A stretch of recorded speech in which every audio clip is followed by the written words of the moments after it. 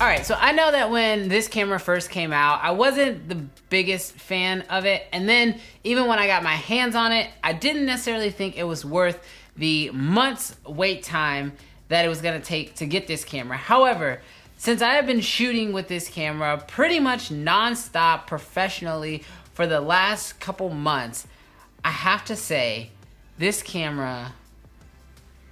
might be the best video camera I've ever shot with. What's good, creative fam? Brandon Washington here, and first of all, thank you so much for checking out this video. If it's your first time, definitely consider hitting that subscribe button because this channel is all about filmmaking gear, tips, and tutorials.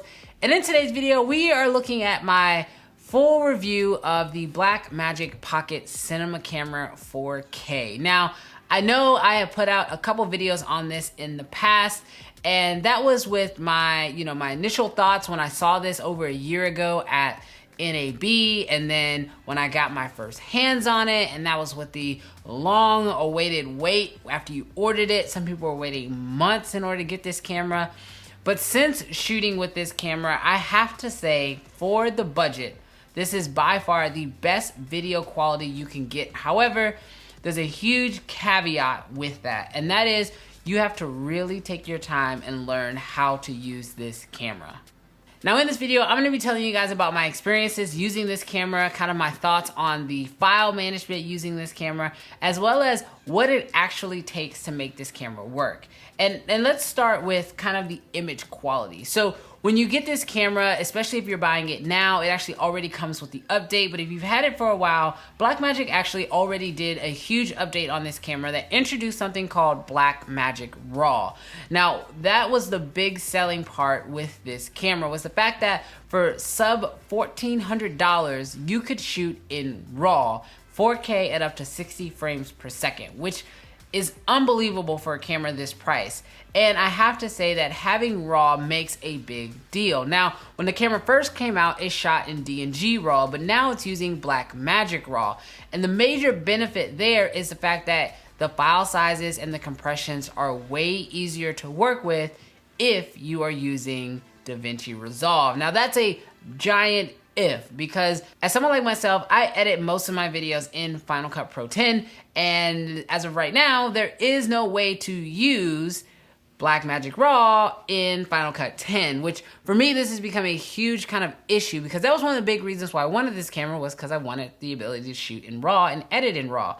So this has led me down two paths, either one, learning DaVinci Resolve, or two, trying to figure out a workaround until Blackmagic RAW is supported in Final Cut 10. So as of right now, because it is not supported, I've actually not been shooting most of my projects in RAW just because I'm not a huge fan of DaVinci, and it's not because it's a bad software, it's just I have not had the time to learn it. So as of right now, the time that it takes me to edit in DaVinci is way too slow, especially for my client projects that need faster turnarounds. So enter this guy's ProRes options, which are absolutely amazing. I've been shooting this thing in ProRes 422 for the last couple months, and the quality and the abilities that I'm able to get out of it are just unbelievable. I mean, I'm shooting everything in its flat profile, and the color corrections that I'm able to do, and then the grading that I'm able to add on top of that without the files falling apart, are absolutely stunning. I mean, quality is definitely one of the biggest things that this camera has going for it. A lot of people ask me, well, since you're shooting on this, are you no longer shooting on your Sonys, or do you no longer shoot on Canon? And I can honestly say that when it comes to video, this camera pretty much does everything I need it to do. Now, I still use my Sony cameras for photography, but when it comes to video, this thing does it all. The dynamic range that you're able to get out of a camera like this is absolutely amazing, especially for the price.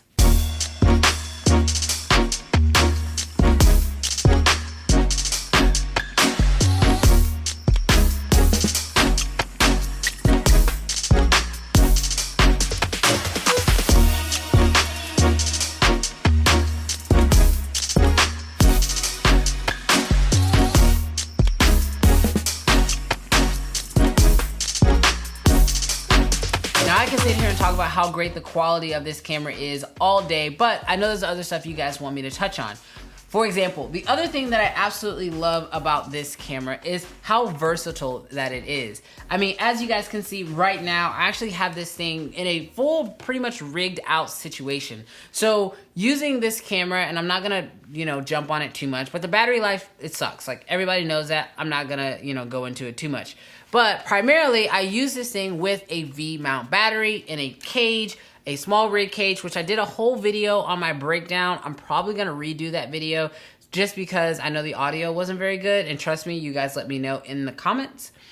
But this whole cage system here really allows me to use this thing on a tripod very, very effectively. However, if I ever wanna actually take this thing out of this cage and use it on a gimbal, I love that that is so easy for me to do. So all I do is I press this little button here, I slide it back, and my Blackmagic is now free. And in this setup right here, this can easily be mounted on a gimbal. Now, with the cage that I have on the bottom piece here, it actually has some little threads, and I actually use that in order to attach it directly to my Ronin S, which offsets it. So I can easily go from a tripod setup to a gimbal setup to a slider setup in just a matter of seconds, just by undocking this thing. And the actual quick release plate on here is a Manfrotto, so if I wanted to, I could actually attach this directly to my actual tripod or to my slider. When I am using this thing on a gimbal, I tend to just let it run off the Canon LP batteries, and that will normally get me about an hour to 45 minutes of use. And on a gimbal, that's really plenty of time. I have about 6 of these batteries, so I'll rotate through those, but it is nice to be able to go directly onto a gimbal. But then whenever I need to put this on a tripod, I just put it back in this cage with the V-mount battery, and I can pretty much shoot all day. A lot of people complain about the build quality of it, and yeah, it does feel very plasticky, but honestly, it's nice. I'll say that the giant monitor on the back is super beneficial when you can actually look at it. However, as you guys know, with my giant V-mount battery on the back, I typically can't, so that's why I always have this thing rigged out with a monitor on top, typically using my Ninja 5, but I've used a couple different monitors in different situations, and they all work really well with this thing, especially since it has a full HDMI output. I personally think that probably the only issue I have with the actual build of this thing, and it's really not how flimsy or cheap it is, it's really these things here. I wish there was just a way to get rid of these things. They tend to just get in the way. The camera's really not waterproof or water resistant, so I really considered just cutting these things off, but I think that'll hurt this resale value on it. But I don't know, I might end up cutting these off altogether. Now, at the beginning of this video, I said that this is probably the best camera you can get your hands on, and that comes with a giant caveat, and that is shooting with this camera is unlike shooting with any other camera that I have personally ever shot with. If you're someone who shoots with a Sony, a Nikon, or a Canon mirrorless or DSLR camera, and you switch over to shooting with this camera, it's going to be a massive learning curve, which is one of the issues I think I ran into it with initially. This is not a camera that you can just pick up and then be able to press record and just go out and shoot with immediately. You really have to learn this camera, especially if you've never worked with cinema cameras before. Some of the things that are unique with shooting with this camera, or any cinema camera for that matter, is, one, setting your white balance. Now, yes, this thing has RAW, and if you're gonna shoot it in RAW, you can change your white balance in post. However, if you're shooting ProRes, that's not really an option. And this thing doesn't have like a continuous auto white balance like you may find in most DSLRs or mirrorless cameras. The other thing is that it doesn't have continuous autofocus, so you will find yourself having to manually focus.